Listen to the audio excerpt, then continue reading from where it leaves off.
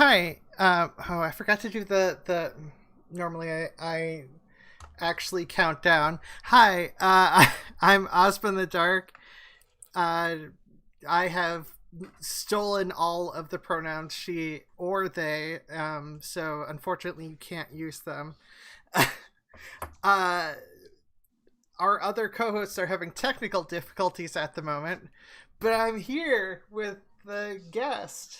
How are you doing? I'm doing very well. How are you? I feel for the other hosts. It's unfortunate that they had to be excommunicated from the podcast, but it's just it's just something that you got to deal with. What pronouns do you use? I use he/him pronouns. Okay. I somehow got into the habit of actually asking, just so I remember to ask. I mean, why not? The way Yeah, that I see it, pronouns are good. yeah, and yeah. So we were talking about riots and crowding, and ooh, Christy is back. Hello, Christy. The technical problem nightmare has ended for you. It's still continuing on for Perfict. How are you? Uh, Oh no. Oh no. Oh man. Did we lose Christy immediately? Well, um, yeah. So in terms of riots and crowding, I mean, in general, my actually, I'm not 100%. If I've heard too many opinions, so now I'm not 100% sure what my position is on this, because I've heard a lot of arguments about the threat of violence being an aspect that's beneficial to getting change done, even if it's not the actual even if you try to go for peaceful protests largely. But so I'm not sure if it's like uh I'm not sure if the rioting aspect is a good or bad thing. Um Yeah. No, please continue. I oh, I was apologize. gonna ask you what your initial thoughts on it. So, in terms of rioting, crowd violence, as I prefer to call it. Well, it depends on the context. So, in terms of a funny thing about for anyone who's watching or listening who doesn't know me, I'm something of an academic. And my specialty is in classical studies. I'm an historian, is what I consider myself. That's what I teach, and that's what I research and ID as the type of departments that I've worked in, and it's what my degrees are in. But I specialized in classical antiquity, and one particular emphasis that I had was on instances of crowd violence. And Okay. the sort of initial reaction that a lot of people have to the crowd and the potential for violence is often ones of like aversion, which makes sense, right? It seems, and not only is it a spectacle, is it gaudy, is it not encouraged by the dominant discourses of our contemporary moment, Yeah. particularly in the United States. But it is also disconnected from its sort of historical narrative, in what, for example, back in antiquity. I specialize in ancient Rome, and one there was a very there was this sort of check during Republican Rome before the Roman Empire. In instances like it when the Roman Senate was trying to sort of pass some, we'll just simplify the language. Roman Senate is trying to pass legislation, trying to make a new law. There is this process by which they needed to present this information to the public. Should I pause for a second? Yeah, Christy. Did you figure things out? is the issue sorted? Will you stay No, on? but unknown at this time. It's never disconnected me from Zoom. That is the one thing that's new. It Yeah. usually keeps the signal straight. But you guys are on, and I'm sorry I'm Yeah, missing. yeah, yeah. That's Christy, co-host. She, her. Uh, Binary as hell. I'm trying. I was trying to join from my phone while I was waiting, and the proper meeting ID isn't there. Like okay. Weird. Anyways, go on. Sorry. No, you're fine. I was discussing about how in my the academic side of my work, I specialize in antiquity, and crowd violence in ancient Rome is something that I've done quite a bit of research on, that I'm interested in. And I think what's most important for the conversation that we're having today is that it helps us address this idea that violence has never been part of politics, in terms of regular, ordinary people. Because in antiquity, and I mentioned that I just want to kind of simplify the language a little bit. Say the Roman Senate is trying to pass a law. There was this process by which that they would bring the information to the public, because what would then happen is the public would give their approval. Popularis is the term that they would use. The public would give the populace would give their approval and then back that particular politician and back that particular idea, that piece of legislation. Or what would also happen sometimes is that they would bring it to the crowd and the crowd would get really pissed off. And then they would start throwing stuff basically.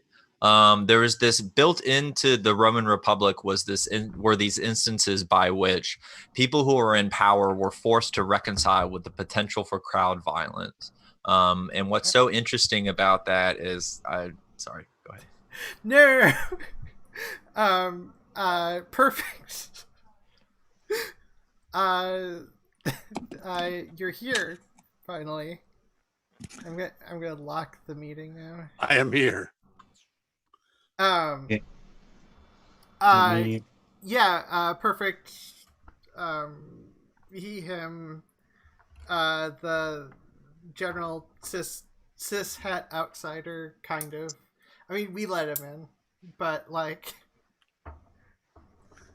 I like having me around. yeah. Anyways, continue. Sorry for the interruption. No worries at all. I'm just glad we're getting technical stuff worked out. So, well, what I was referencing was this idea that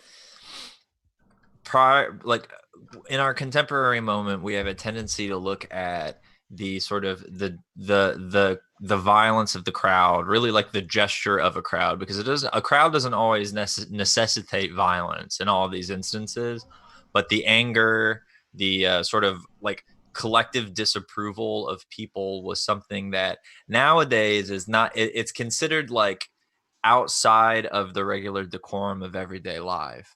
But one thing that I'm interested in as an academic who studied the classical world is that in antiquity, and specifically in Rome, in the Roman Republic, there are instances by which politicians were forced to reconcile with the potential for crowd violence.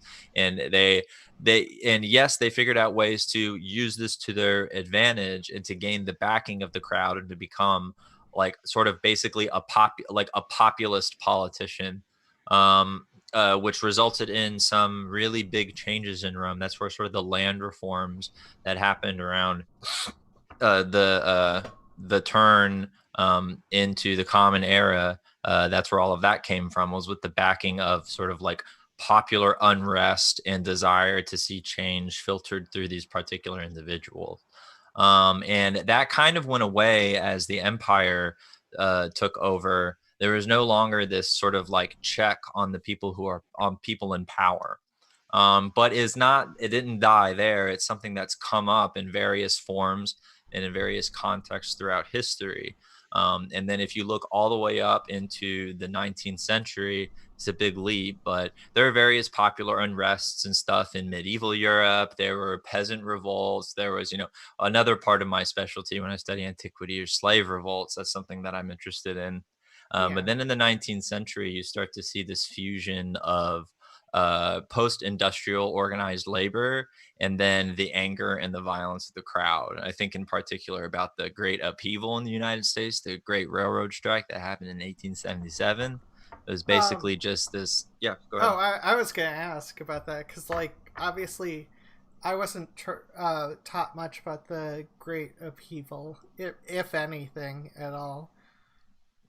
So there's this portion of time, about this 10-year period at the end of the 19th century in the United States, to where there was, before, there were some fairly well-known market crashes in the beginning of the 20th century, but shocker, these particular types of economies aren't necessarily the most stable things. And so there was a great deal of civil unrest around the end of the 19th century, directly related to the particular economic conditions of working people in that time.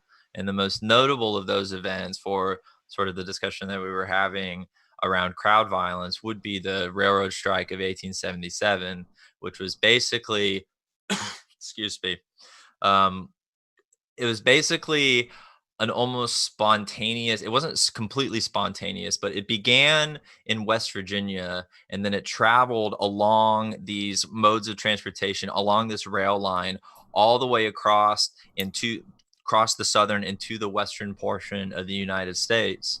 And what really seemed to make people change their minds, eventually it got broken, as a lot of these things do, but it caused the owners of these railroad companies to then start to reconfigure and reimagine the way that they had people work there, because the crowd and the threat of they rioted, and part of the thing is that the normal law enforcement and stuff like that at that time actually turned and got on their side, and that was part of it, and that's very different from our contemporary moment, but at the time what really mattered is that there was this sort of upheaval where these workers found that the guy who's in bed with the railroad company happens to be the mayor of our town. Let's go tar and feather him. Let's go throw stuff at him until he does what we want him to do. And that's pretty much exactly what they did. And while it's intimidating, these sort of larger upscale uprisings of popular unrest and popular anger, and how they often out of control or beyond their initial goals, often what we see is that people who are very powerful, people who are very disconnected from not just the will of a population, but from the particularities of their lived experiences and their day-to-day lives, are forced to reconcile with the things that they do when they face a very, very angry crowd and they're not sure exactly what's going to happen. So there's this long trajectory of history of this various changes and shifts, and it's always been different, of these, the history of what we could call the riot, and how that started to work and shape and change when strikes became a thing after the Industrial Revolution, and now how it has more morphed into a conceptualization of an idea of how we would see the riot again in our contemporary moment, but how crowds and crowd violence and popular uprising aren't these sort of as we're often told, these isolated aberrations, but they're a part of a longer history of the way that the social world interacts with people, and how people can use a multiplicity when they're very weak, and then there are people who have all of the power and all of the influence and all of the money, how numbers and a willingness to really do things that make people uncomfortable has a tendency to get the goods in those particular situations. Now, it's different nowadays, but I would say that there is still something to be lent to this idea. But I'm open. I have two questions, if that's all right. Sure. The they're very different questions. How do we relate this to, say, the draft riots in the 1860s, or when did the police turn and start being the strikebreakers initially, but riot breakers. I also know there was the wasn't a riot, but it was the huge rally that almost turned into a riot after during the Depression from the Veterans March on DC. Yeah. The I'll have to loop back around. I'll have to loop back around to the draft riots, because you brought up an incredibly good point in that second one. Part of the way that capital ended up reconfiguring itself after the Great Railroad Strike of 1877 was to hire the police as Pinkertons and strikebreakers. That was one of the choices that they said, okay, what happened this last time? Well, these cops were, they kind of had the same problems that everyone else did. They were like, oh, I agree with these guys, so I'm not on your side, I'm pissed off. So we have to rely on the National Guard and all of this other stuff. But I think that's really apt, because that's just sort of, there's a book that I'm running around in circles referencing, but there's a book called When Workers Shot Back by Robert Ovett. It came out in a paperback edition for Haymarket Books. It's a very good book that is essentially is really like a work of kind of like a political theory, but he does sort of some some historiography kind of. He's talking about how basically he takes this sort of theory of political violence that it's almost dialectical. It's these two parts, that a thesis and an antithesis, that are sort of like pushing each other forward in affecting and changing one another through these points of escalation. Specifically, he uses union-based language there in terms of like escalatory behavior. And one of the things that the sort of the levers of power, capital, etc., is very, very effective at doing is identifying the best allies that they could possibly obtain for themselves. And in this case, it was law enforcement. So they started to recruit law enforcement to specifically position them against laborers, workers, and workers' uprisings. So that was actually hit the nail on the head. And you'll have to remind me of your first question again, because I already forgot. But before I forget, the draft right. Yeah. Before I forget, what's the name of the book you mentioned? When Workers Shot Back. It's very good when because it more or less posits that when you were talking about the dialectic, I'll just go into that. More or less posits when the dialectic, the thesis and antithesis, the synthesis became capitalist power. Yes, certainly. In many ways, they and he sort of, in that book, he sort of moves forward to sort of do the usual little dig at while there were many gains to be made from what happened to labor during the New Deal period, part of what they gave up was the ability to strike whenever they wanted to. The National Labor Relations Act forces you, when you're in collective bargaining, these contracts need to have no strike clauses. They don't have to. You can do that stuff without a no strike clause, but it embedded in the relationship between labor and capital a point of mediation, to where one of the largest actions that these workers could actually do was no longer as viable as it was before. So yeah, I would very much agree with that. Yeah.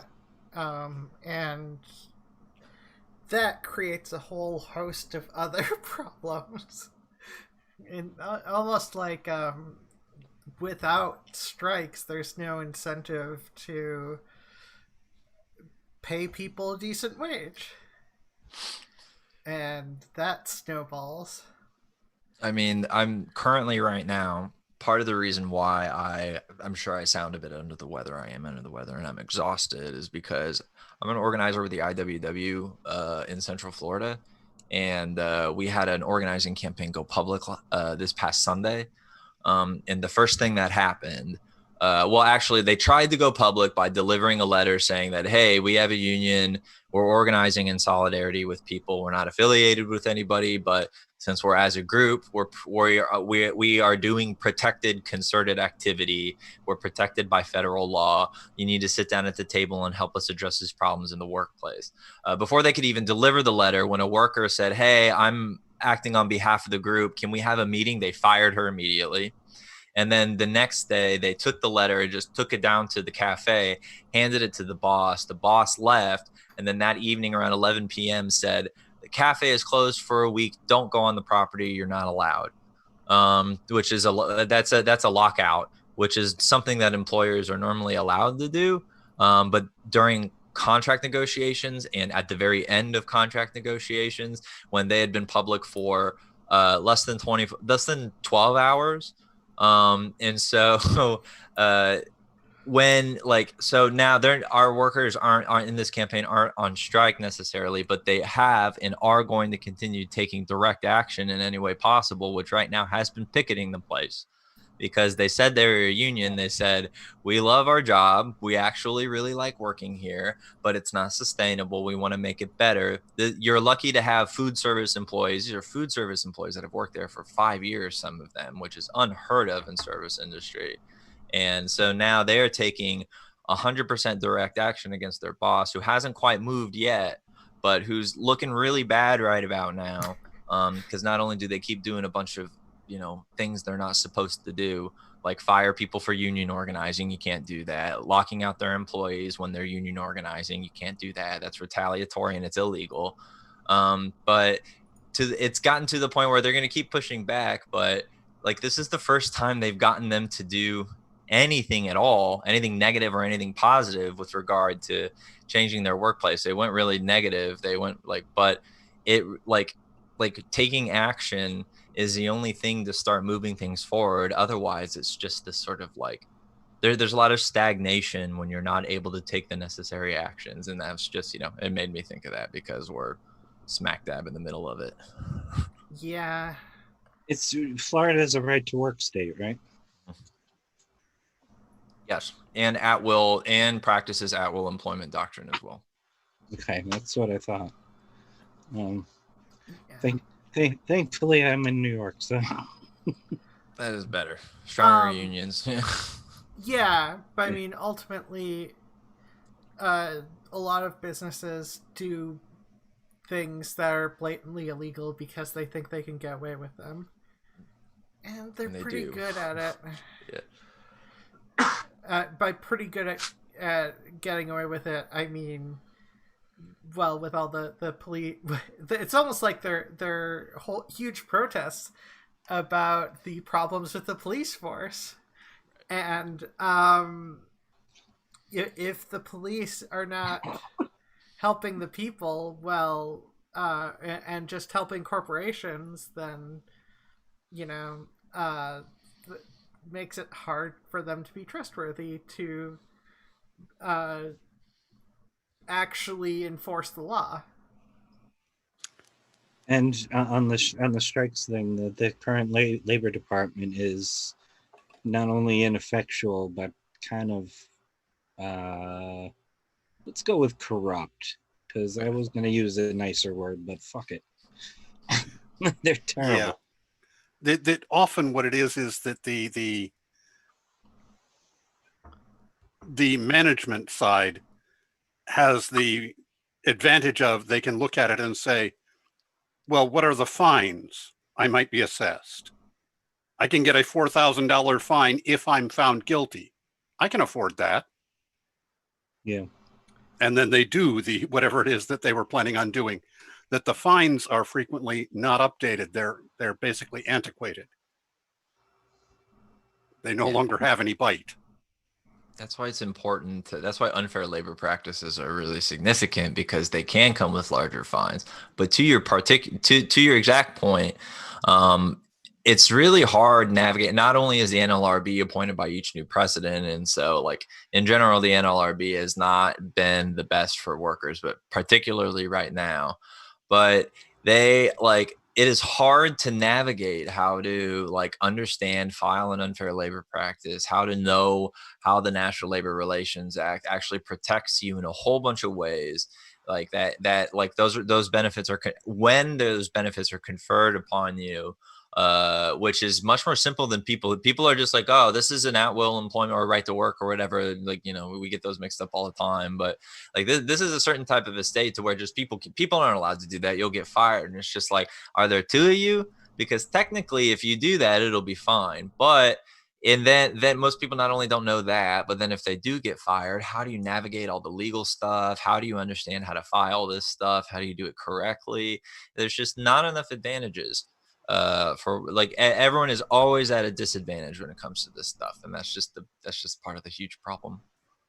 Yeah, I mean, hell, just I mean, it's none of this stuff is ever taught to you, so you have to like go searching around. Like I didn't know about low income housing until recently. Ooh, that's a story in itself, isn't it? Yeah, that well, yeah, and some of the senators, but that's a whole separate story, unrelated to riots and crowding. But like the amount of paperwork and hoops that you're made to jump through to disincentivize you from ever actually taking legal action for yourself is just it doesn't help. I don't know. I apparently just want to bitch about that. Because it's a pain in the ass. Well, what I want to bitch about connected with this issue is the narrative that was being put forward and is still being put forward about the riots and the dissent. And when they say, what are they doing? They're destroying their own neighborhoods. And what did that business have to do with anything? Why is it that any property destruction should be visited on that business? And that kind of thing. And that just bothers me, because you've got people who are supposed to be explaining how to perceive the things to the populace, to people. That's what news organizations are supposed to do, how to understand what's going on in your world. And they're explaining it as a mystery, something which is not at all mysterious, something which has been understood since the Roman times. Yeah. Well, yeah, Vox Populi, Vox Dei. Sorry, voice of the people is voice of God. Yeah, well. Well, yeah, if you want to go all fancy in Latin. Everything sounds better in Latin. That's only because you can't understand it. Like if, you know, as soon as you find someone who understands Latin, who, well, yeah, I don't know. I was just gonna say more likely to be significantly richer and therefore less likely to talk to us. Yeah, I was broke as shit most of my life, and I studied Latin in college. Latin and Greek.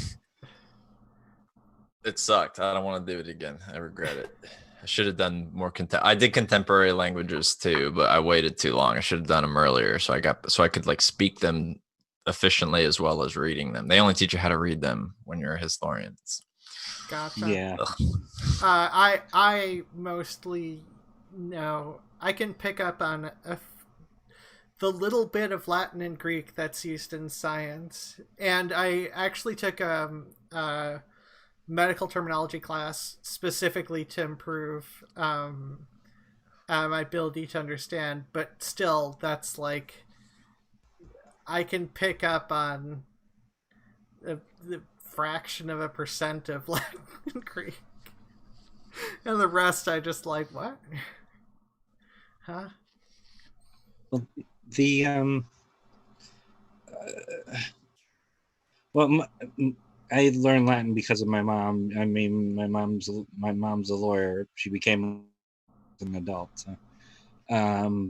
But she's an immigration and labor relations lawyer. So she only does the leftist stuff that doesn't pay. Right. So I don't talk about my mom much. I always talk about my stepfather. Um, but to get back, we have. I'm thinking of the factory riots in 1901, and I'm probably getting the date wrong. When the police essentially became the hired guns, literally in a few cases. The steel plant, the Carnegie steel plant, that one. Yeah, That was around that time. I think that may have been 1900, if I'm not mistaken. yeah. My ability to remember dates is terrible. Oh, mine's not very good either. I usually get kind of close, but I'm not great. I'm not perfect with dates or anything. I usually have to check. Yeah, the Carnegie the Carnegie riots. I'm going through head. I mean, obviously the suffragettes, the way they went about it in Britain was riotous, more so than the U.S. Obviously. Yes. I mean, throwing yourself in front of a horse. Yeah. That's serious shit. Yeah, and they did some destruction of property, which good for them.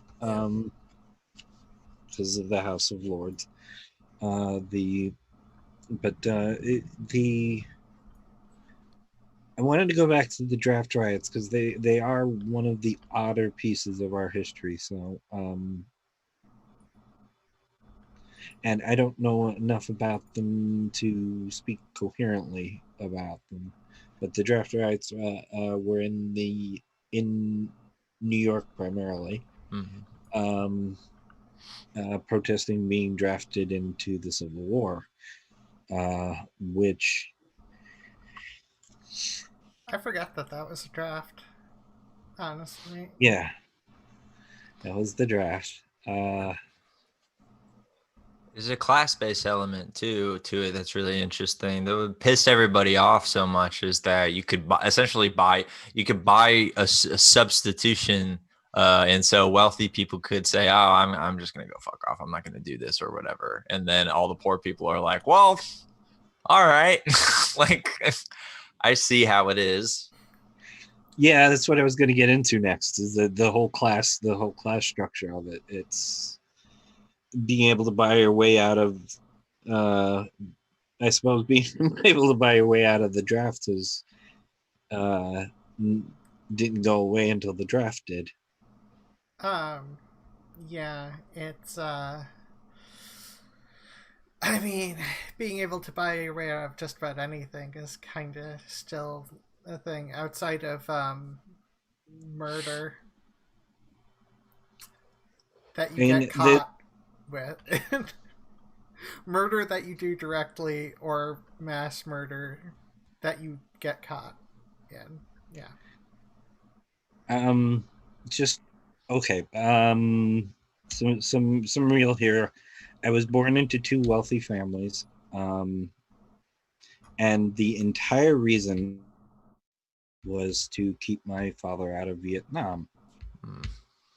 And if you were from a wealthy family and you had one male child,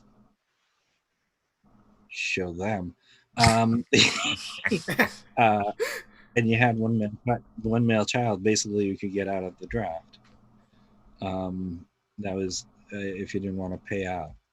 And if my older brother hadn't died, I would never have been Ben. So that's why my mother married my father, and why I was born tall. It's something I've known all my life, so it's not like I'm bitter about. No, but it's very Yeah, interesting. Uh, Yeah, So what Yeah. you're saying is oh, sorry. the draft can have some positive results. well, depending on depending on how much I matter, which is debatable. You matter a lot to this show, so I still feel Don't know that- what we do without you. I pay for the Zoom. That's why. No, that's not actually the entire reason. You're also like the energy of the show or whatever. The energy. Well, I try, but stories like that. It's one of those. I have some lived experience. My mom did do a lot of the protesting, though.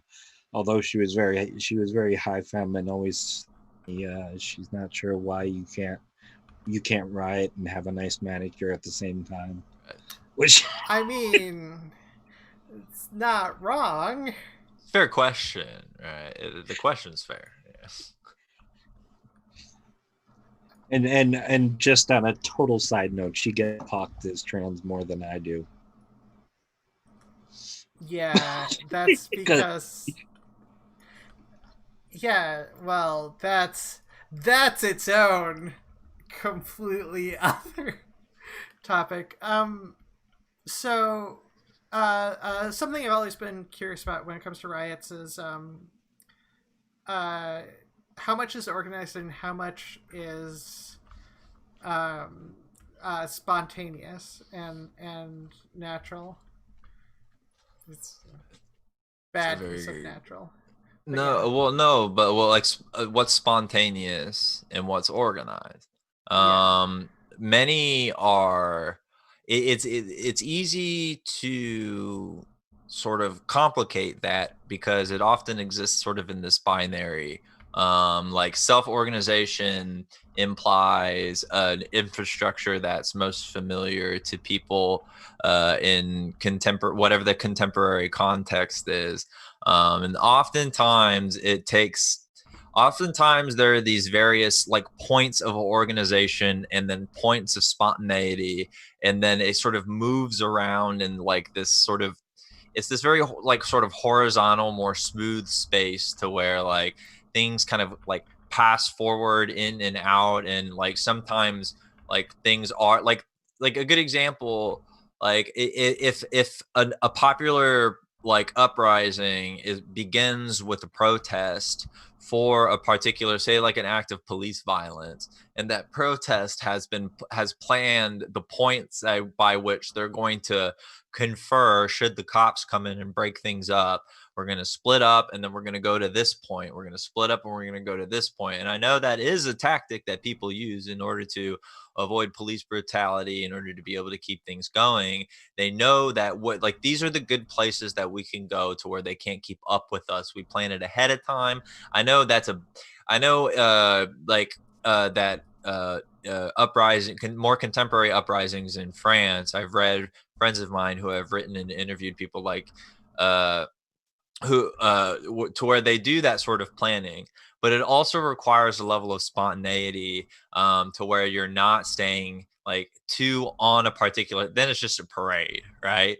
So like when you're staying on a particular path or you're sticking to a particular plan, oftentimes it's injected with these moments of spontaneity and difference with regard to what you had planned before it. And sometimes that does just spill over into like looting the target, for example, or setting the auto zone on fire, for example, because and what's so interesting about that is, as what was implied earlier, which is these are usually conveyed as just like, how could they do this? Don't they know that this target is an integral part of their neighborhood or whatever? Which is like clearly you don't understand how people feel about the target in their neighborhood. Oftentimes also these, spontaneous moments, which are very likely they were thought of spontaneously, they didn't think beforehand, we're going to go like like fuck up that particular building or whatever. Like oftentimes it comes out of the lived existing experiences, because what are you more like are you going to go and are you going to throw bricks in the window of, say, the bar that you and your friends usually go to that's been there for 20 years, or are you going to target like a corporate business that has been there for 5 years and that like follows black people around when they're just in there trying to shop, or that won't give people who live in that neighborhood a job because they're just honestly management is just kind of racist, or all these little points of like to touch down on the particular effects of the sort of the uprising that's happening in that moment, mixed with these spontaneous moments to where just like when things start moving forward, it's never in a vacuum. The reason why these things happen, sometimes there's just like someone destroys a building, and it gets, sometimes there's destruction or there's violence that gets caught up in that is as a result of the larger idea, and they may not be directly related to each other. Someone was just being opportunistic. Actually, the draft riots is a good example. And speaking of racism, because a lot of racists took an opportunity during the draft riots to literally lynch black men. It's really sucks. Like it's like drafts. I don't like drafts. They're not really my thing. And so and the idea that rich people can buy themselves out of the drafts, which was true moving into the 20th century as well. Absolutely, they could get spontaneous bone spurs and all of a sudden not have to go to Vietnam. Like that's true. However, it would basically, there was an opportunity taken by people who really wanted to lynch black people and destroy like the property of black people, and they took that opportunity. Now I don't believe that those are directly related to each other. Those are actors who are taking advantage of an opportunity to lynch people. But there is this, it does sort of demonstrate the way that like it's often just this Venn diagram of these particular people or movements or groups or whatever who are sort of like exercising their influence but in like one particular context, and it's always, as was implied, much more complicated or not as it seems based off of the way that people are perceiving it. And I find that very interesting. Yeah, it's of a particular interest to me, but it's only been recently. So again, speaking coherently about it was not really in my wheelhouse. I would like to ask the corporate people who have been Twitter supporting, for instance, whoever does Twitter for Target clapped back at Donald Trump about the particular target that was hit, and they just they said something like they have the right to do this, and we can always rebel. well, I mean, with that stuff, I always personally think I assume it's two things. One, the Twitter employee is likely an underpaid employee who is just like, well, fuck it, let's see what I can get away with saying. And then, if it looks good, then Target will double down on it and be like, that's a... Yeah, we meant to say that. Yeah, exactly. They're like, oh, this is an official statement. She's back.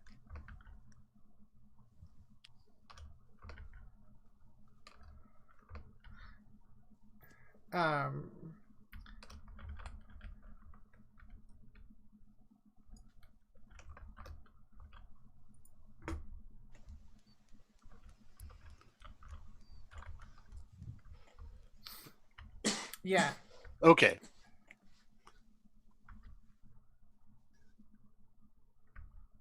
Christy, you're in two places at once. It is confusing me. I have no idea what's going on. Something with your phone.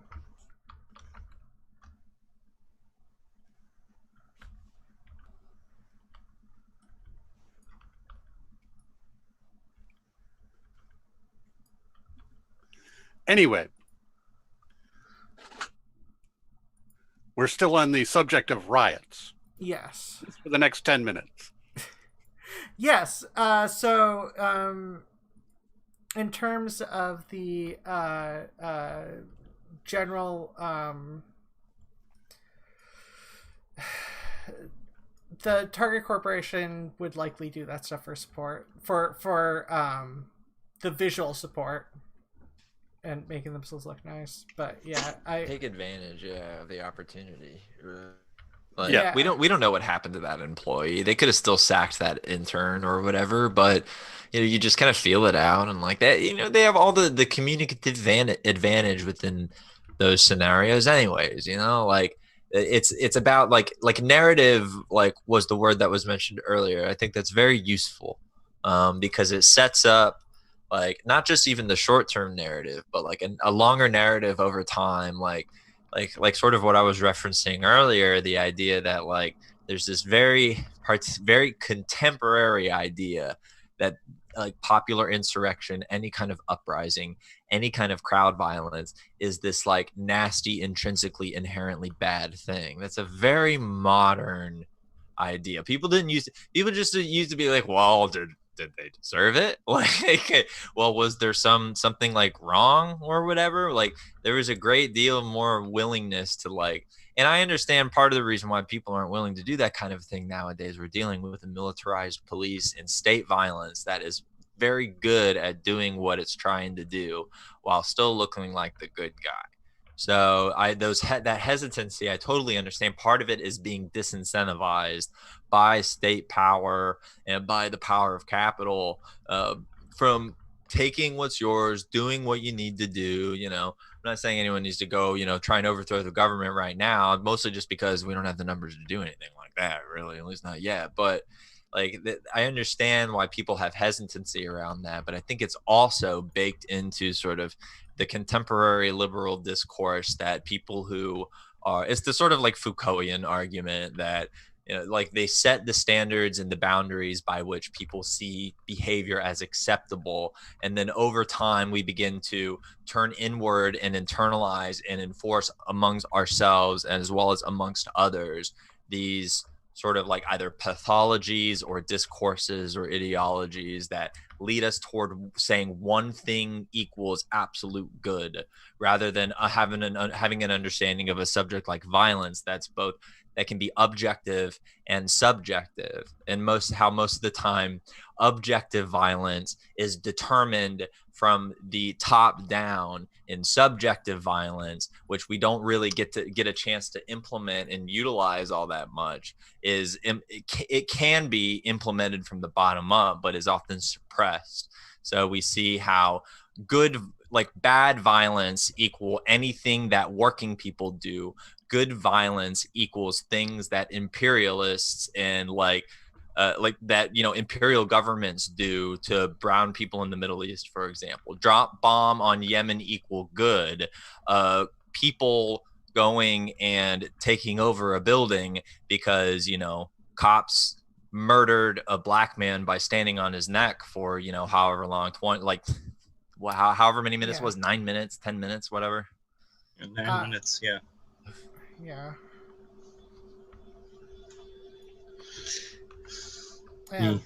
And I mean, admittedly, to some degree, that's even in history books. How stuff is described in history books also absolutely is a big factor.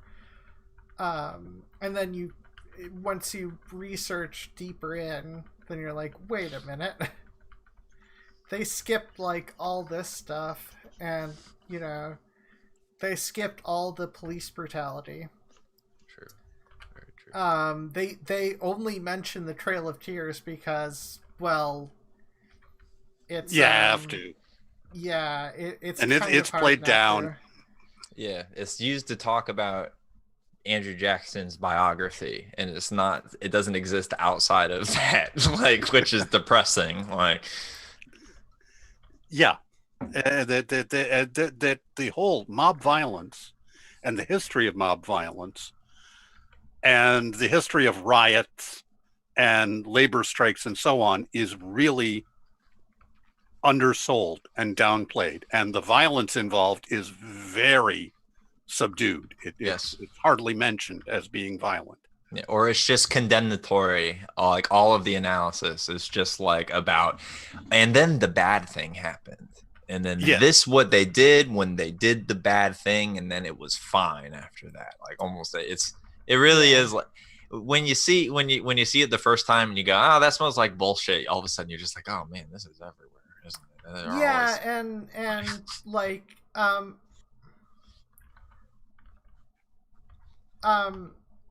like in general, the how should I put this?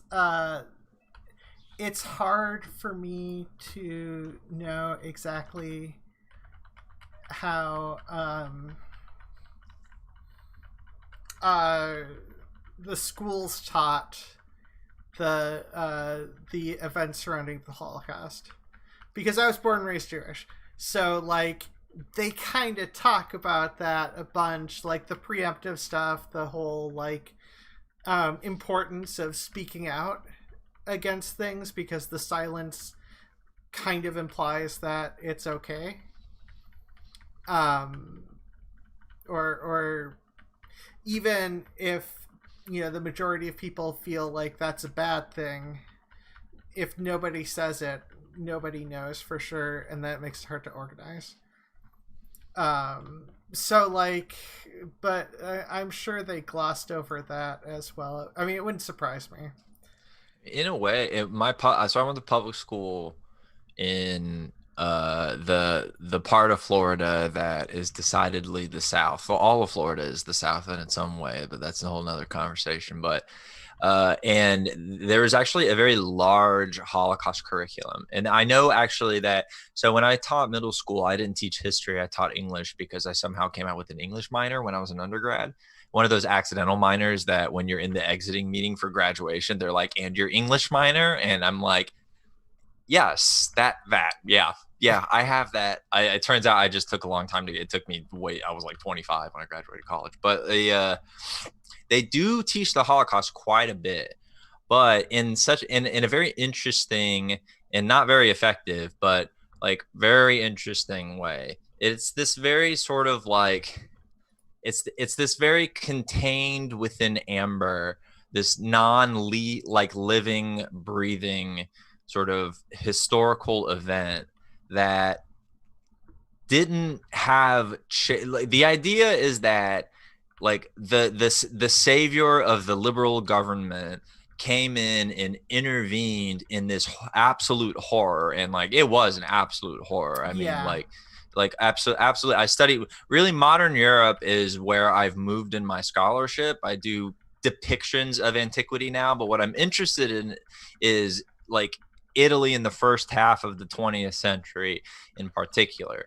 And so that like the absolute abhorrent violence is very, very real, but they managed to frame it in such a way that like the good liberal governments that came victorious out of after they walked out of Paris in 1919 after the First War, managed to like coalesce around this particular issue again, and they came in and they saved the day, and that was it. And now we have the Cold War, which is like there's no mention, there's no like they do not talk about like they talk about perhaps the Nazi army's defeat like on in the Western Front, but they don't place an emphasis on what the Soviets did for obvious reasons. And then they place in American curriculum a huge emphasis on the Pacific Rim and the Eastern Front, because that was,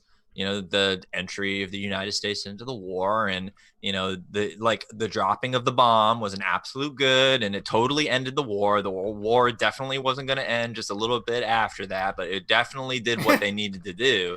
And it's just it's this very sort of preserved discourse, rather than like my husband, for example, went to Hebrew school, and he talked about the way that they learned the history of the Holocaust, and it was sort of as you were describing it. I definitely remember that it felt more like this sort of like living, breathing thing that, like as you were saying, there's this like if we're to avoid this type of a thing, you have to sort of take it upon yourself to speak out about injustice. Well, and yeah, what... I mean, I learned the poem or whatnot,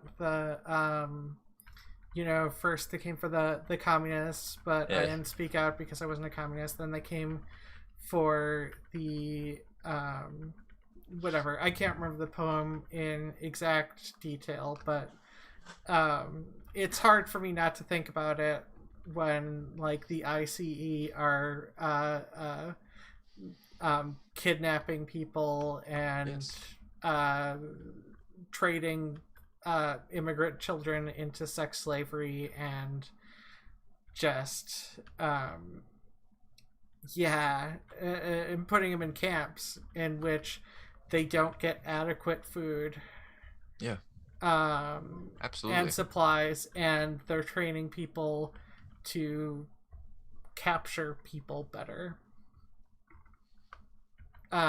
So it's hard not to think to be reminded. Well, I mean, that's why there's the Jews against the ICE is like a big thing that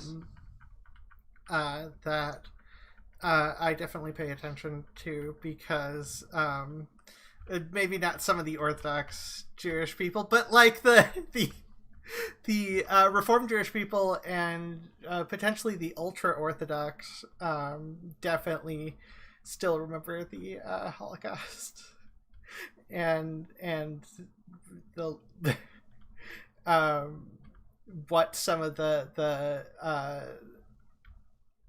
pre-Holocaust aspects were before the pre-death camp aspects, because it didn't start death camp, obviously. It was the Warsaw Ghetto Uprising. If we're talking about crowd violence, like, how can we not talk about the Warsaw Ghetto Uprising? Like, that's a huge it's a huge part of European history. That's a huge part of the history of the Holocaust and the history of the war and the history of the Nazi Party and all of this stuff, the occupation of Poland, all of that, this like reconfiguration that happened in Europe in that time period. That, yes, I remember learning about it in school, but we did not learn about it as this significant event based off of what happened. It was integrated into this story of mourning overall. It was framed in this sort of like it was using like what in the field we call historical memory. It was leveraging historical memory as a means for isolating this idea into the past and placing an emphasis on the particularities of the event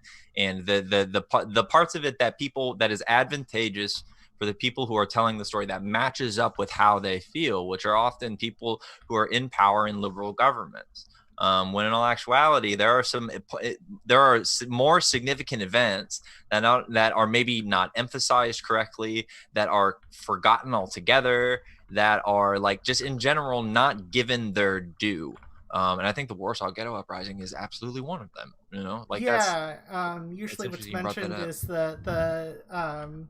the Night of Broken Glass is oftentimes what's talked about more, because it was a big expression of the stuff. Although it's one of those things where it's interesting parallels that just get ignored. But what definitely gets ignored, or at the very least heavily glossed over, is the fact that they went for political distance first. That was like the number one. First, it was political distance. And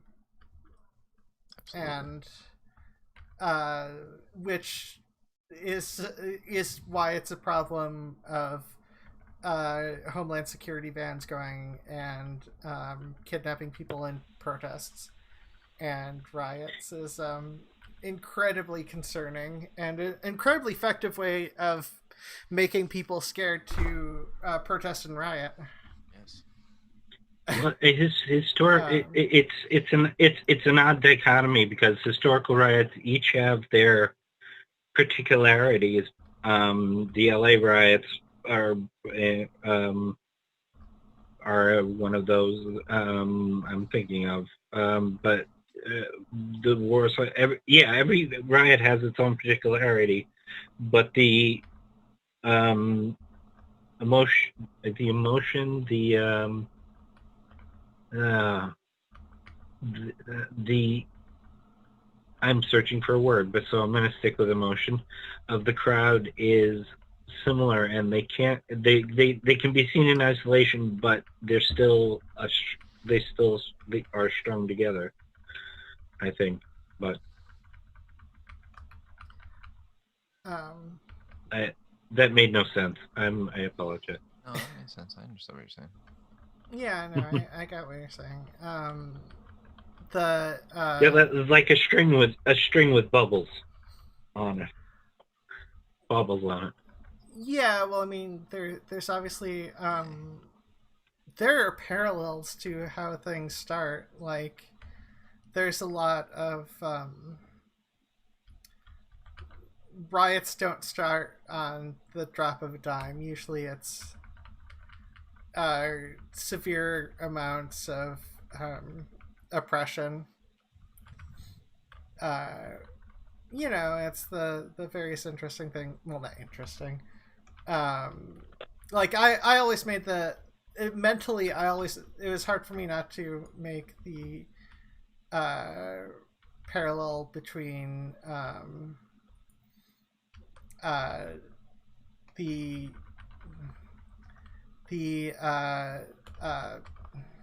the various signs to that black people aren't welcome to the pre-death camp, pre-concentration camp signs of Jews not being allowed. And actually, I watched an interesting video that, I mean, it's not completely related to directly related to rioting, but it was some of the interesting facets of the fascist thinking and that people looked into, and I don't know why my brain went there. Technically,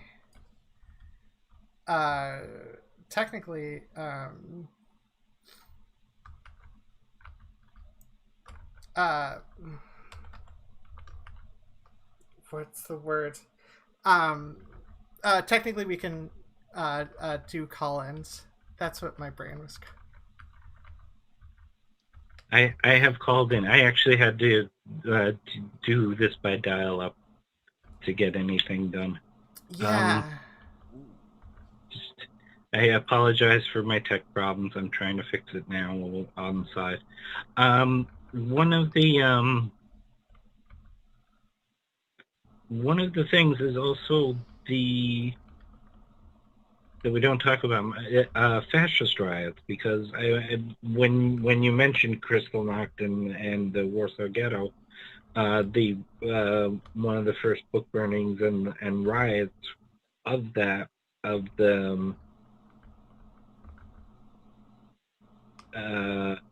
against Magnus Hirschfeld Center. Its name is escaping me. So the first medically transitioned woman died in that when they attacked the building. So, just throwing that out there.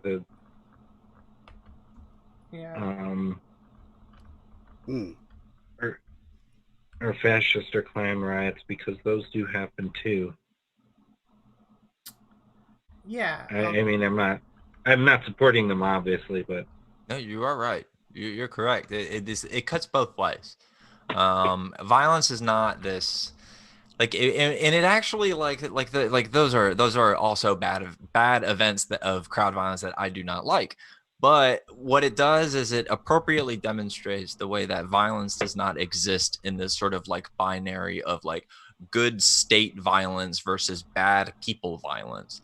Is that it's like the crowd in violence does not follow those particular discourses in the way that a lot of people in our contemporary time illustrate them, but in fact it's something that's utilized and like formed around a particular group who have their own goals, their own beliefs and understanding, and then there are those individuals within that group have their own goals and their own beliefs as well, to where like crowds and violence oftentimes diffuse across multiple issues into multiple spaces, because they don't have, like, there's no one dictating at every given moment what each one of those people are doing. It's instead a multiplicity.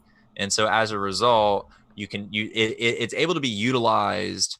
Like, I mean, I think that just shows that it's able to be utilized by all kinds of people, including people who may not be necessarily at the center of power at that time, who maybe have like either like peripheral support from the centers of power, or who could just they could be like Germans, like the like kind of fasci, like proto-fasci Germans during the German Revolution, who did not necessarily at the time have the backing of the German SPD, but who were still participating in crowd violence, and then eventually did get the backing of the German SPD, so they could, do away with Karl and Rosa and like this, all of this stuff.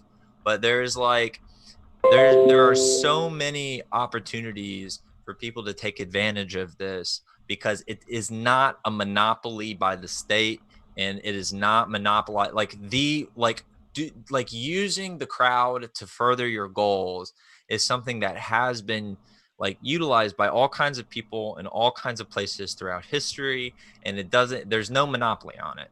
So it's just like, regardless of what anyone thinks about talk about the ethics of any particular situation, what we can all admit is that it doesn't take the same form every time. And when it has moved throughout history, it's recontextualized and changed itself throughout time.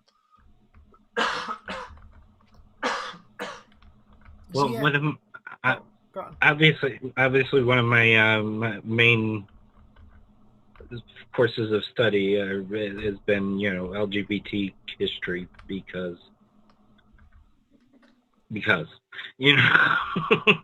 I wonder why that would be.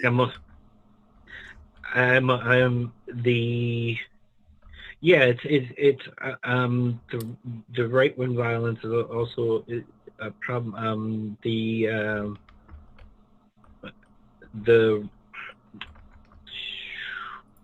The anti-gay riots of 286 AD CE. I think it's 286, and if I'm wrong, I'll look it up afterwards. I can't look up anything right now, as my computer dies slowly.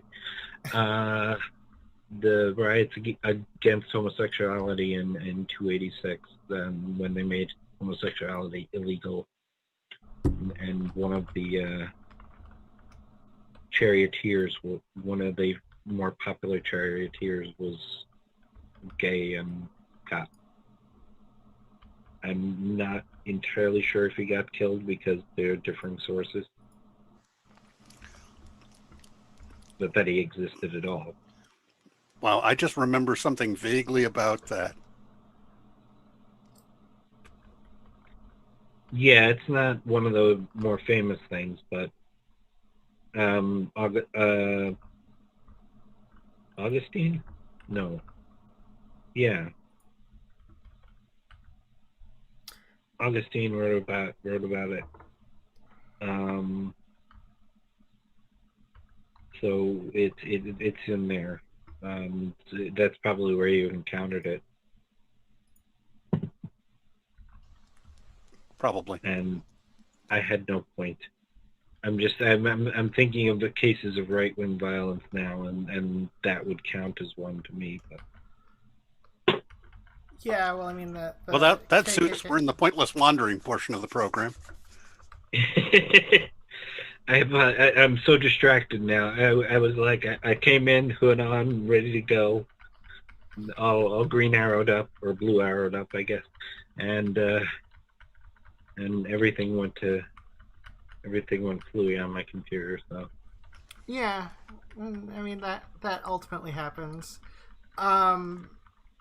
And in terms of information, obviously there's a lot of information said or unsaid, depending on who happens to be telling the story.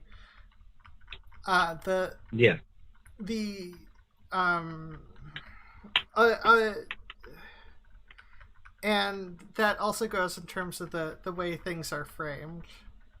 And, well, you mentioned that before, actually. I mean... historical sources, yeah.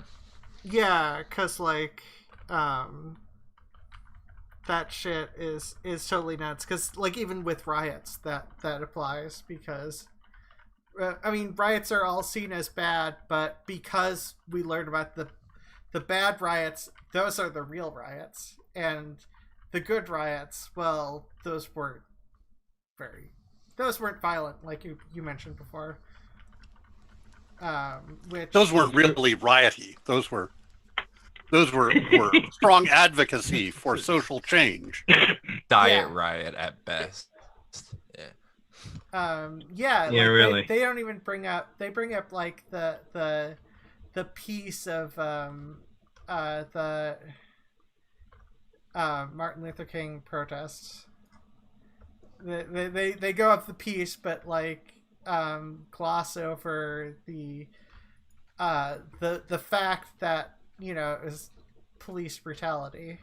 Yeah, they also don't talk about the Beyond Vietnam speech either, which is I don't know why they would ever do that. That's the one where he talks about how we need to be all these like all of these communist uprisings that are happening in the global South are good and we should support them.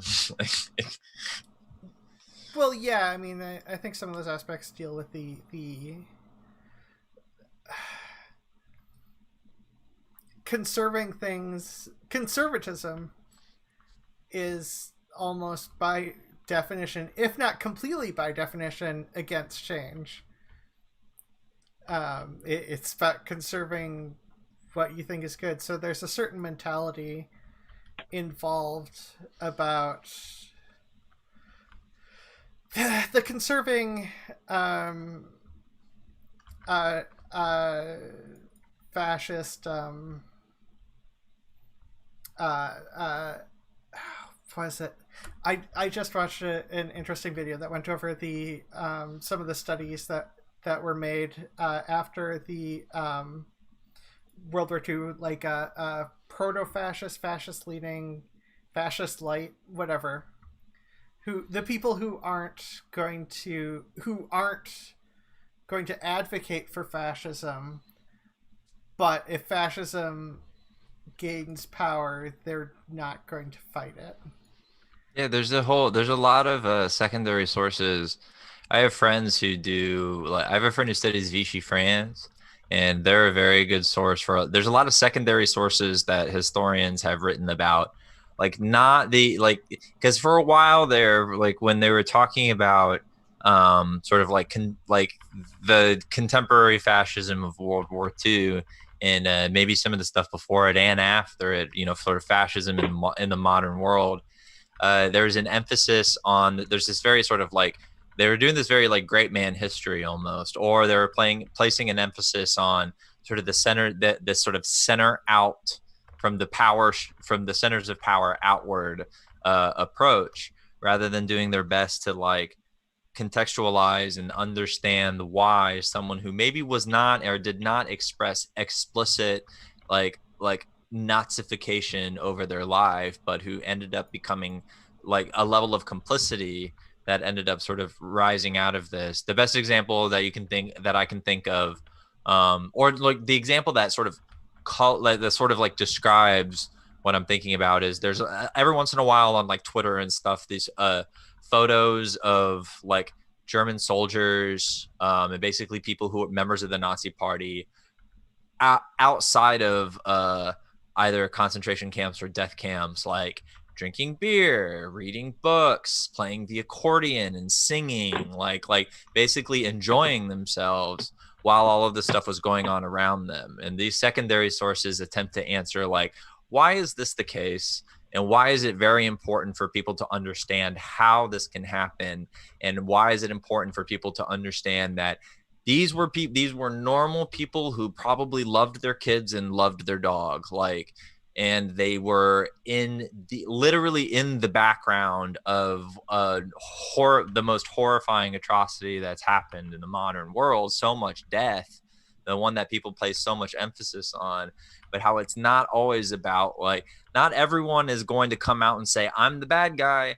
And most of the time when people who are the historical quote unquote bad guys, they don't think that they're bad guys. They think that they're doing good stuff, and that maybe, oh, things got messy, or this seems bad, but it's maybe necessary, or what does it have to do with me? Or I'm just sitting here doing my thing. Can't I just, like, hang out and not have to worry about this stuff because it doesn't affect me and I'm not doing anything wrong? How am I ethically compromised here or whatever? And it's just a lot more complicated than people have a tendency to think.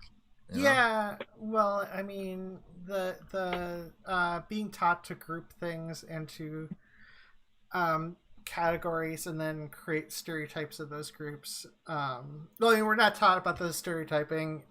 That's, at least not directly, that's a part of the way the brain naturally groups things. The brain simplifies things for you. So it's easy to stereotype people, or groups of people, whether or not you intend to. But the thing is, like, there's a lot of that involves, there's a lot of fashion stuff that involves not forming your own opinion, of looking at the people you respect and taking their opinion. I know there's like several other factors as well. It's just that's also really interesting to learn about, just the various ways in which that help people get manipulated. Absolutely. One of the things, I actually had an argument with my ex-wife today, which her family's gone very far right due to the influence of an asshole that married her mother. And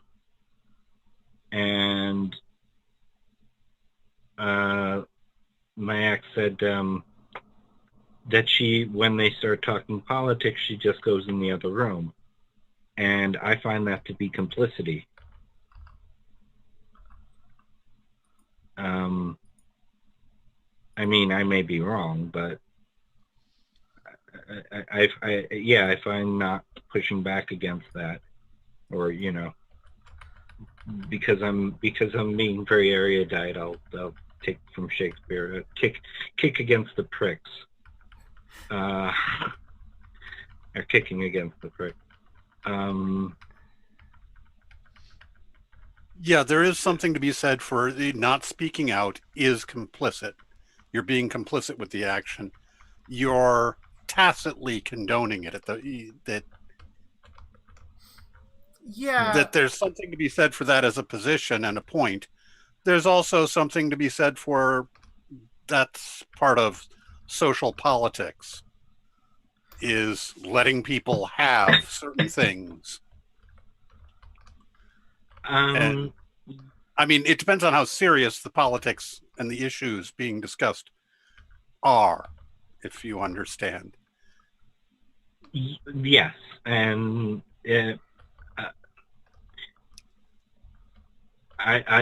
well, because of the transy things, and having a trans child, I find any vote for Trump to be a direct attack on my family at this point. So I may be way out of line on that.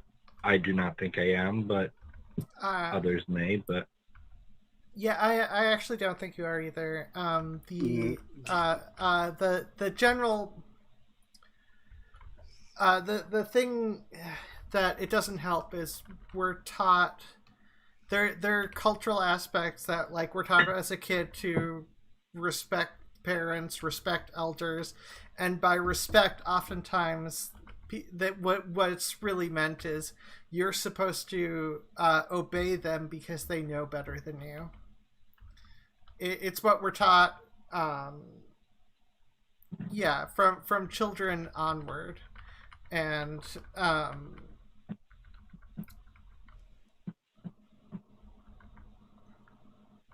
Plus, it's supposedly impolite to argue about politics, which, if I may, fuck that. yeah, that no, that's problematic as well because uh, there's a lot of importance about being yourself.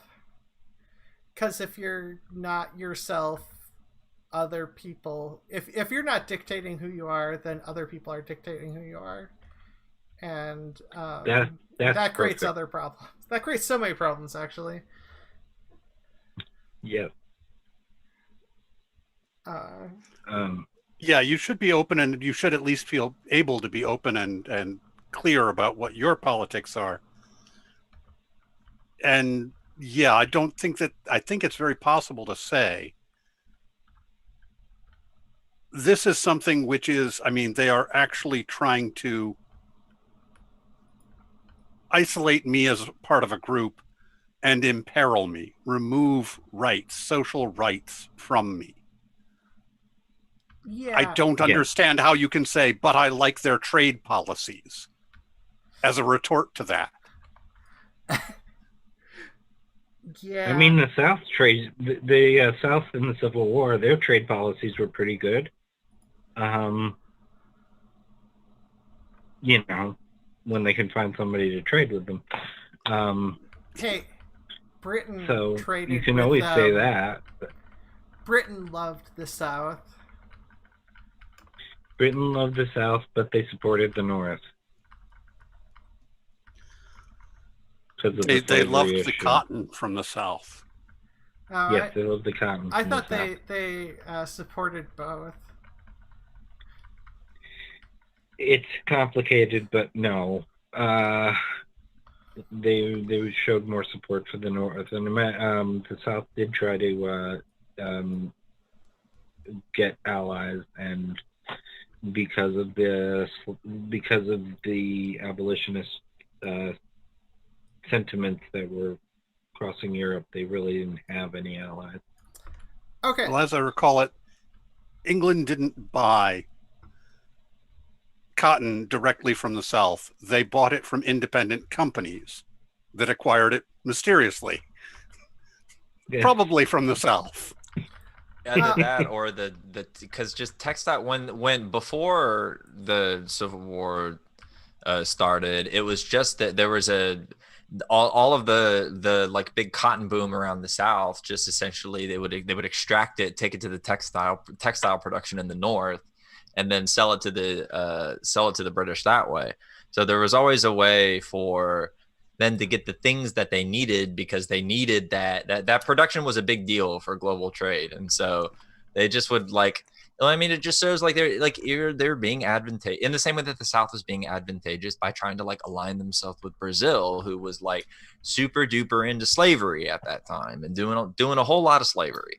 So they were they're just the large, big governments who are doing everything that they can to, not big government, capital B, capital G. That made me sound like a right winger. Large governments, powerful governments who are doing what they can to ingratiate themselves among whatever segment they could. And before I forget, I apologize. I didn't know how long you guys go. I got a few minutes left. And also apologies for the gendered language there. It's been a long day. Whatever y'all want to do, you're welcome to. I got a thing at 9:35 or so, or whatever. Yeah, normally we do 2 hours, so we will be ending in half an hour. Okay. So is that okay?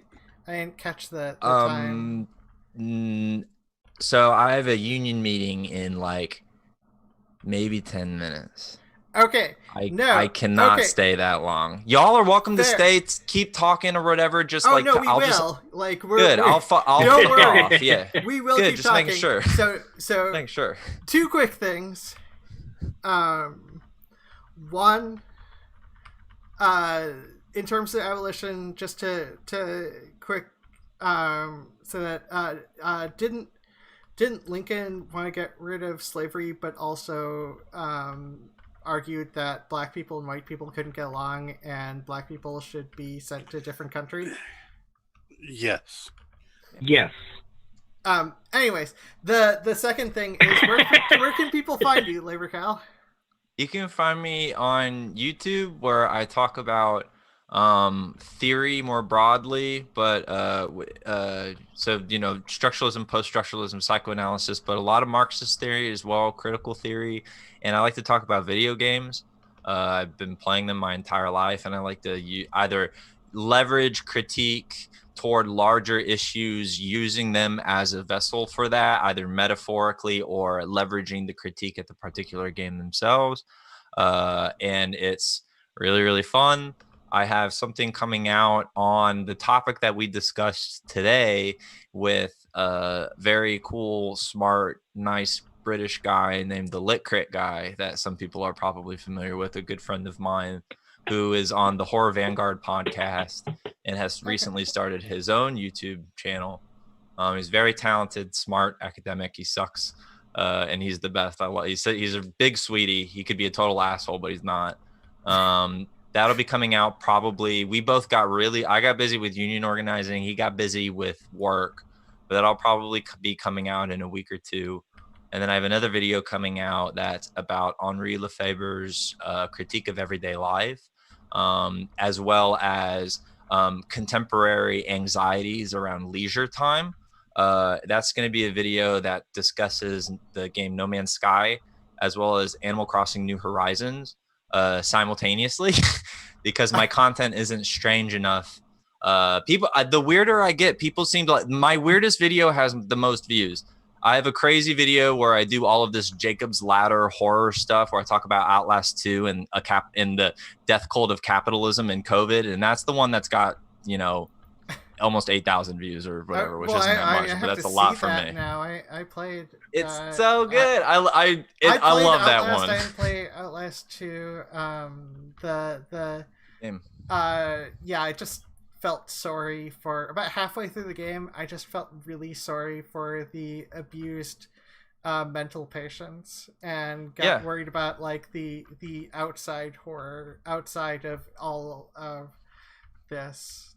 But yeah, I'm Labor Kyle on everything, Twitter too, wherever you can find me. Yeah, I'd love to see your analysis of Last of Us 2. Oh man, I would like to do that quite a bit. I haven't played it yet. Wait for the bugs to get out. All right. It was good meeting you. And go fight the good fight. I'm gonna do my best. It was also very nice meeting you all. And had a very nice conversation. Speaking of video games, before I forget, I got a piece coming out in Protein Magazine sometime in the next few days. That'll also be about the universities that are opening, the university reopenings, and I basically compare the contemporary university to the Umbrella Corporation from Resident Evil, which is gonna be fun. And then at the end of it, spoiler alert, I argue that we should become like, I don't know, there's a game that came out a couple of weeks ago called Carrion, where you essentially play this multi-tendrilled entity that kind of like the Thing, not exactly like the Thing or whatever. And then I argue that if we want to push back against the extractive, horrifying, like experimenting Umbrella University, that we need to become this like the Thing kind of monster thing. It was really fun to write. Sorry, I had to plug it. I just am excited about it. No, that's totally fine. Please do, yeah. Have a good one. And take care. Yeah, I look forward to catching other episodes of your podcast. It was lovely. Thank you all. I'll see you soon. Okay. Thank you, and I apologize for all the problems I had. Oh, you did. Like we still killed it. Technical problems, like yeah, can I have those all the time. Later, y'all. Yeah. Bye. Thank you. So yeah. I totally missed his answer on the question I asked. Fuck, which question? The one where I suddenly popped out, and when I went back onto the to just go on my phone. I couldn't get a clear signal either, so I actually wound up calling in, which is a possible thing to do. Okay, Don't well, tell you'll just anyone. have to watch the episode. Yeah, actually, I'm going to. There you go. Yeah. Yeah. I don't have more words for that particular question because I don't remember. I don't put that remember poem half the up in the things I YouTube say chat, by 5 the minutes way. after saying them. I do. The I do poem have that you this weird. mentioned about the first they came for. What? Yeah. Well, First I they came. have First they came for the socialists. I put that up in the YouTube chat. Oh, very nice. Thank you. Thank you. Among other things, the one thing I find funny, or not funny, tragic, is every time talking about Antifa as this large menacing thing, they keep showing the one guy breaking a Starbucks window 10 years ago. Oh yeah. I mean, that's like the symbol. Yeah, because Starbucks is our secret savior, and like you can't harm Starbucks. I hear that sometimes some Starbucks help a person once in a while. Yeah. Well, they actually have insurance for trans, but yeah, I know. That is actually a good thing, but like. There's also, I mean, of recent, there's a lot of instances of people participating in riot or demonstration, and then somebody does something violent towards the police, like throwing rocks at them, and the crowd grabs them and hands them over to the police. Yeah. That they're not there to commit violence against the police. That's not what they're about. Well, and the police take them in and let them back on the force. Sorry, that was a bad joke. That's okay. One of the images that gets played two very different ways is the Black Lives Matter people on one side and the counter protesters on the other side. And one guy, there are a couple of guys picking up one guy and taking him over the barrier thing. And it gets played as an act of violence when actually he had been being crushed and they saved him. That was the intent, and he's going, he thanked them. He said, well, fuck it, I'm Black Lives Matter now, basically. Because they saved him and the people that were crushing him did not. But it's getting played as just the being pulled over the barrier thing in certain right-wing corners. Like, Fox. Yeah, people will misrepresent things and so on. It happens.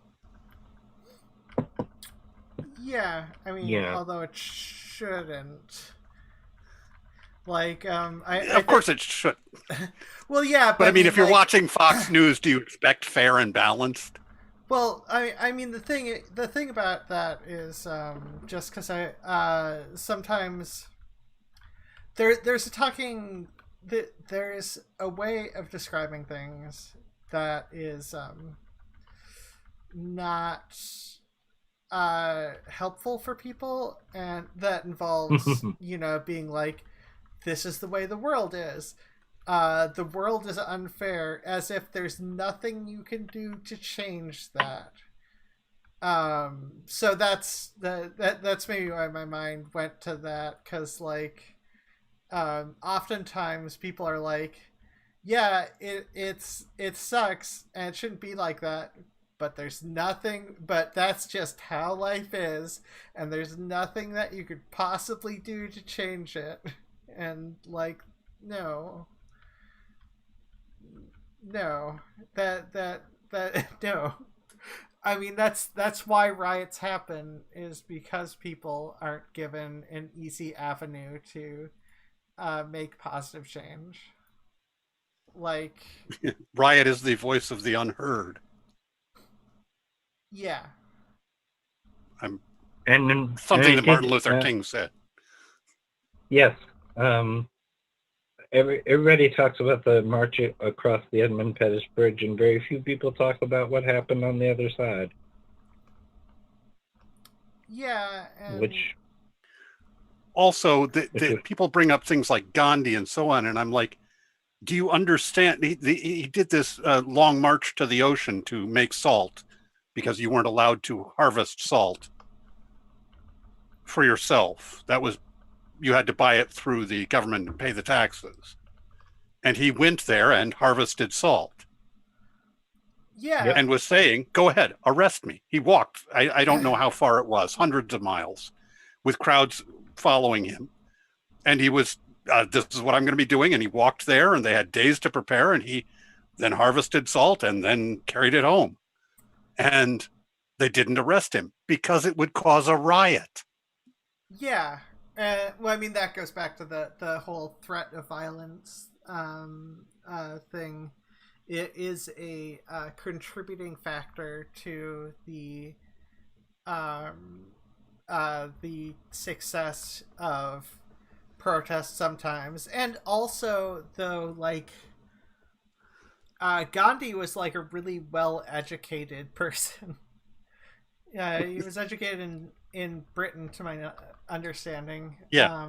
And I forget how much of the Gandhi biography that I've read, but the thing about a lot of legal structures is oftentimes the people, if there's a person to strongly help cultivate movements, oftentimes they're in a privileged enough position to do that, because when you're struggling to try to live, like, you don't look at, well, is this legal or is this illegal? And it's like, no, I want to avoid getting killed.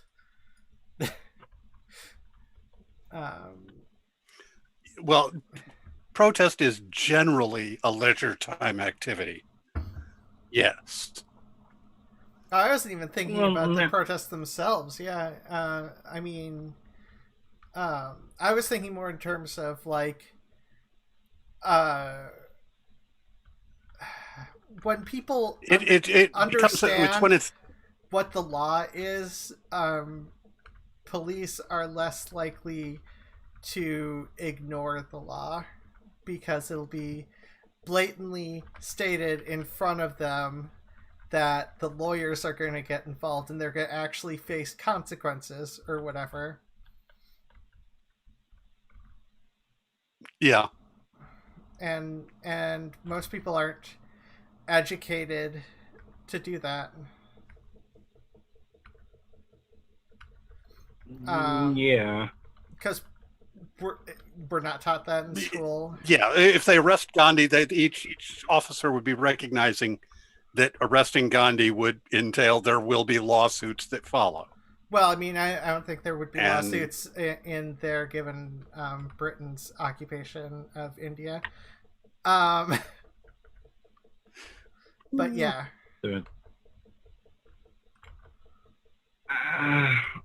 Well, I mean, they did kill 100 people, was it, at one of the protests?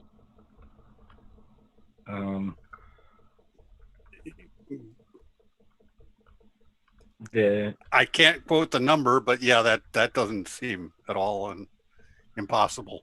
The one where the military unlikely. was involved and they weren't supposed to gun down protesters, and then they did. That's the one. Yeah, no, I know what you're talking about. Which country are you talking about? That's it. That's India. That was the Gandhi. Yeah, it was. Yeah, or it could be Kent State. I mean, really. Okay. So. I mean, you're not wrong. It's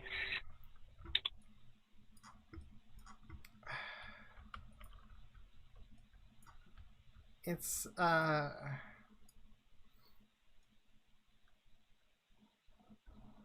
yeah, no, it's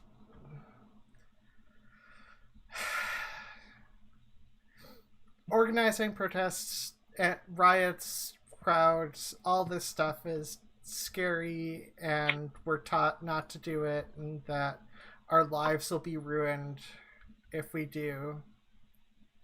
Like every aspect, there are like a million different ways in which we're told not to do it. Arguably conditioned. I was not told that. I was told to always stand up as hard as you can for your beliefs, even by the Nazi. I mean, again, I was raised by two people who should never have been together. Yeah.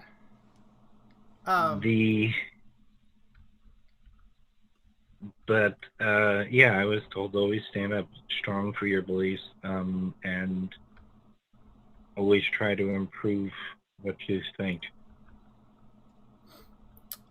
As I get old. Oh, sorry. Oh, I was gonna say like learning and there are benefits to learning and standing up for yourself and all that in terms of I don't know. Go on. Well, I did when they reinstated the draft in 79. I certainly was marching about that. I don't think I've ever said it on air, so but my phrase sometimes recently is I'm a chick with a dick and a brick. Yeah. You know. And I, on the other hand, feel guilty that I have not been to as many protests as I've wanted to go to.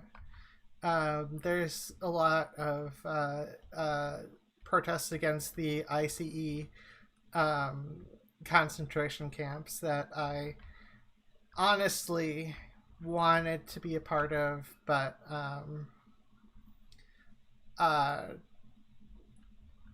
failed to. It's just, I don't know. It's one of those things where life gets in the way of things sometimes. The only protest I can think of that I've been to is the one against Trump. One of the protests about like we should impeach Trump. Well, unfortunately, I can't protest against ICE because it would fuck up my mom's business. Because she's doing the legal work, to say fuck you to ICE. So she's probably doing more good than I will ever do on that. I mean, like I don't think you should compare yourself too much, because like every little bit helps. Yeah, I'm not looking for reassurance. I'm okay. Yeah. I just, I don't know. Sorry, every time I think that maybe I need to remind myself sometimes. But yeah, your life matters too. Yeah, your voice matters. No,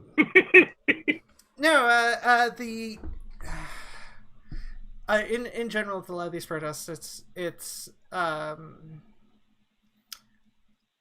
daunting, and definitely I was aware of police brutality for a long time. I know my parents were in protests in the 90s and early 2000s, I think, or at the very least they talked about them a lot. Right. Oh, God. I mean, I did a video about my great grandmother a bit because she was a civil rights activist. but not by choice, but because she kind of had to be,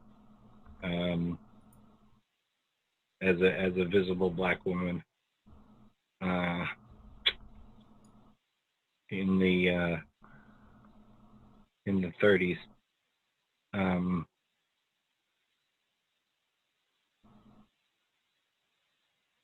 The early versions of the civil rights protest, when Jim Crow was when the musicians couldn't stay or couldn't stay in the same places with white people and stuff. And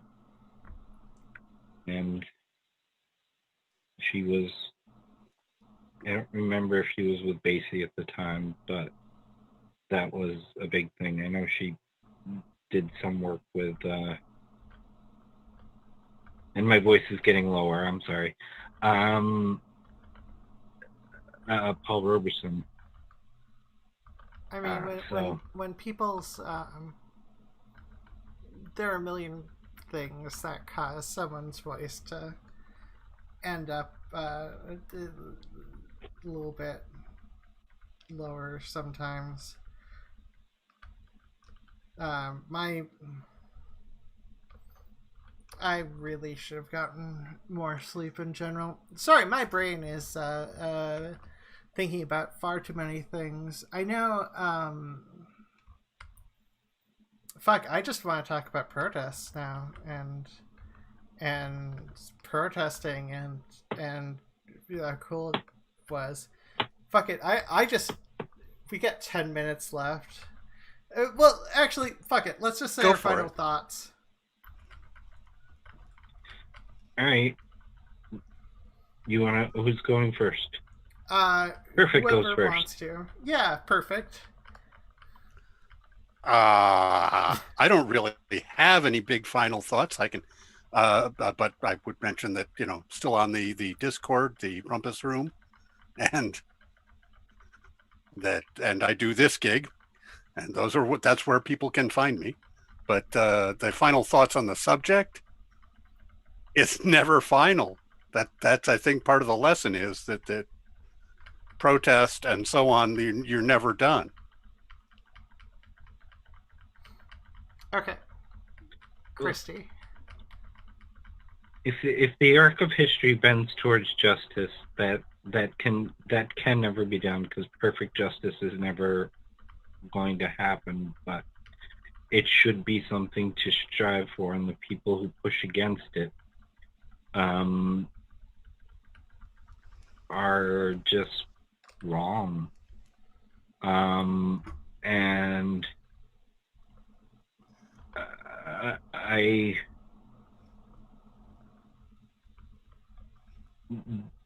I didn't have a choice in being an advocate, because I have something of a profile, although my Wikipedia page was deleted for some reason. I didn't make it. You can't make your own. You can't make your own, so I didn't make it. I don't know who did it. And I have something of a profile, and I don't, and so I had no choice but to be an activist. And it's not natural to me, but I will take it on, because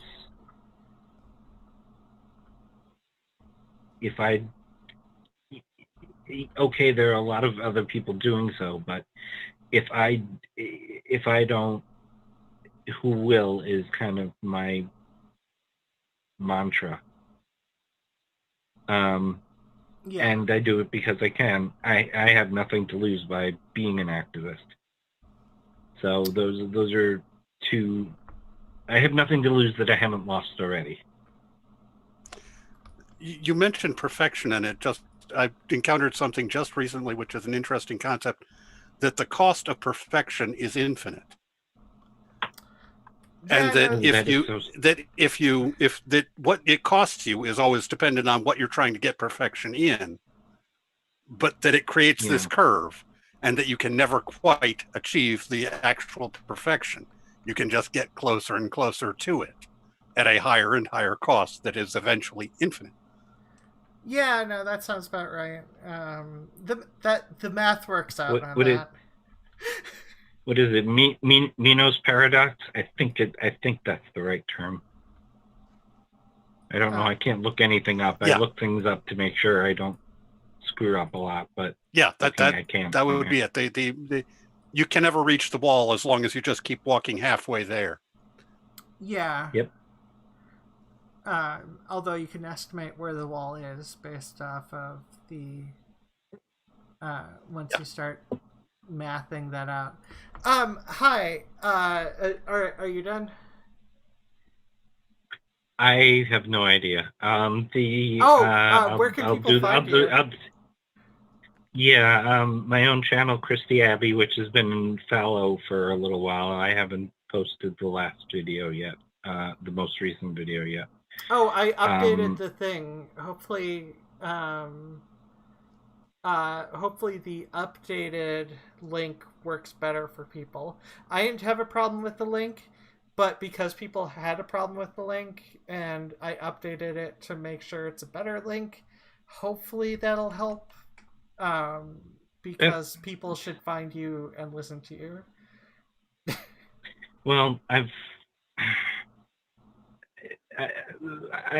don't talk about this stuff. I talk about some of the stuff in the before and the after, but I was told by somebody who was trying to help that my backgrounds are terrible and my thumbnails are shit, which is why I'm not getting enough subs, and it kind of froze me, so I haven't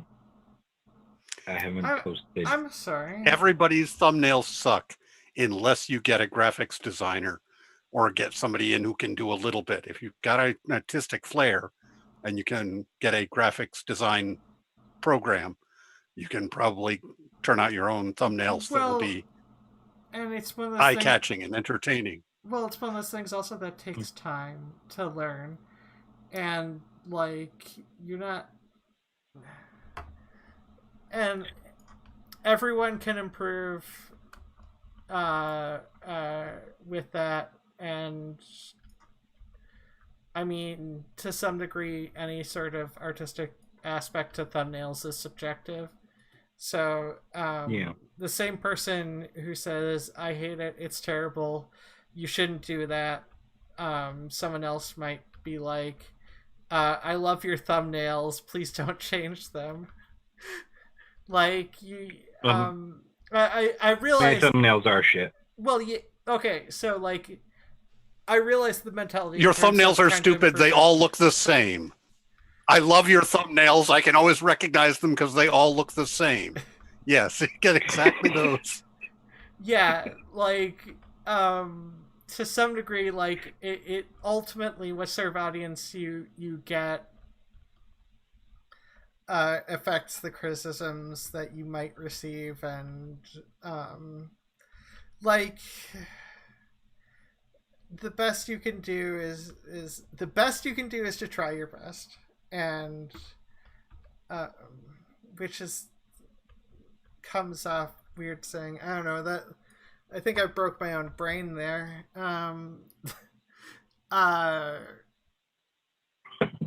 Yeah, no, it's just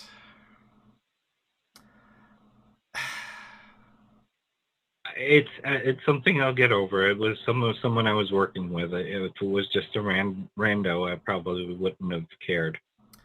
Yeah, and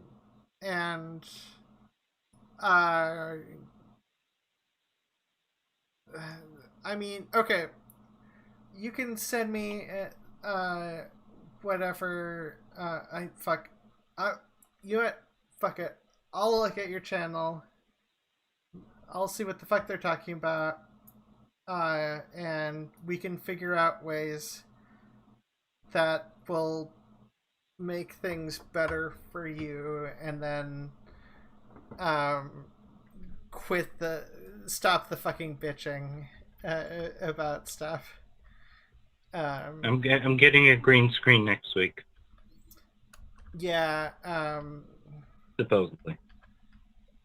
I have a green screen sheet that I don't use because it does not look good if you don't have things all perfectly prepared, and like I'm gonna have to like take it down and put back up, and then I have to make it look nice, and um I don't know where. Well, I'm getting a stand that'll at least cover the most of what you see. I'll back off the camera a little bit, Okay. and you'll have my purple fairies in taking up all of the background. Okay. Because I like my purple fairies. Yeah, and they'll be nice, and I've always thought that like a dressing blind, if you know one of the 3-section blinds that you pulled out, yeah. that something like that you could just do green screen in the panels. You could even leave the exterior, just paint it a solid color, black or whatever, on all the framing, and then you can just unfold it behind you. Yeah, I mean, and it's easy to set up, easy to take down, and it would make a very acceptable green screen, and it would be looking out on the pastoral lands that or whatever it was that you set up as your background through the panels. Yeah, no, that might work well. But anyways, we should probably talk about this. Off air. Off air. Off air, yeah. But that's why I said I don't ever talk about stuff like this on air. But this is something guys, gals, and people who are neither, or in between, guys, gals, and those in between, and outside of the gender spectrum. Thumbnails don't matter. Content matters. Yeah, thumbnails aren't the most important thing. The most important thing is the content. Thumbnails sometimes have the potential to help you or to get people to look at your content, and then if you have good content, that means more people who take a glance will look in. Like I said, that's like a whole marketing mentality thing, and so what I'm saying is union agent. Well, yeah, pretty much. I mean, I had an agent back in '93, when I was more popular. I'm getting very morose on myself. So yeah, let me just stop. What do you have coming out? Where can people find you? Nothing. I know. Oh, okay. On my channel, I do have a new song up on Chris Abbey Music. The local festival was what do you call it? Digital this year, and I recorded 6 songs for it just on my phone, and there was one new song among it. And I actually did some nice work on the other couple. So I'm going to unlist it as soon as we get off air, because I forgot to do it earlier today. I don't know if you have a link. I don't know if you have the link for that channel. I don't know either. Possibly not.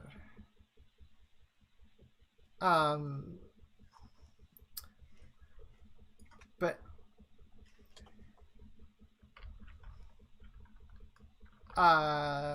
what?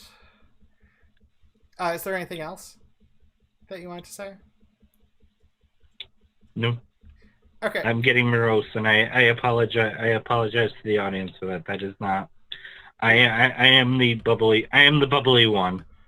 So. Well, yeah. I mean, I am just. Well, I mean, I can be bubbly sometimes, just a really low energy bubbly. Anyways, Are you trying to say I'm not bubbly? I am You're not. Ozma in the Dark, and that's where you can find me most places, except for on Twitter, talking to nothing. It's like talking to nothing, but minus the G. But I wanted to randomly blurt out, because you're talking about protests against, going against the Vietnam War protests. That made me want to blur out the whole story about my I don't know if I've mentioned it on air or off air, whatever. The fact that my dad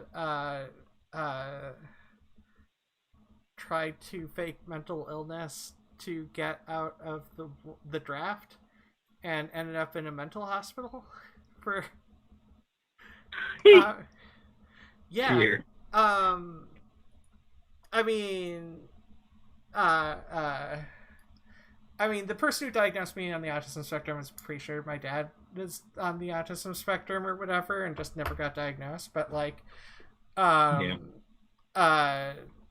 no, that, yeah, there's like no point, no structure to that. I just want to blurt it out. And I already mentioned where you can find me. Blah blah blah. I'm on Twitter, Twitch. I have a YouTube channel. I probably won't have anything out for too soon on my YouTube channel because I'm trying to deal with low income housing related stuff. So like that kind of kills my. I'm a little bit more focused on that. Try to make sure I have a nice place to live, and by nice place I mean place I can live. Anyways, so I've got nothing going on. Nothing much in terms of content outside of this, and this is lovely. So and occasionally I Twitch stream raids and World of Warcraft Classic because I'm a gamer nerd. Anyways, Leroy Jenkins forever.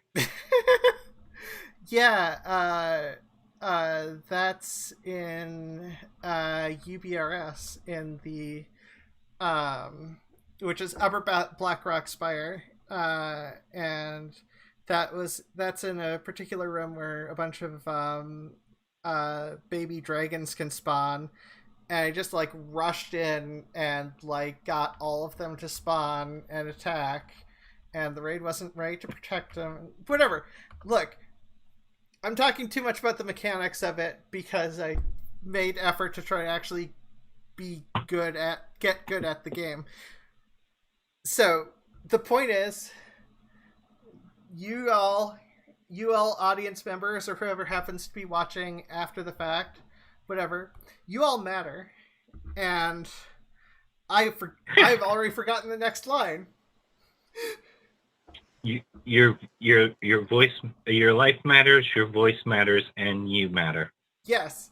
So I guess I forgot the first two parts of the line, and not the. I only remembered the end part that people matter. I mean, I do say that on Twitter a lot. Yeah. Have a good one. Bye. Bye. Bye.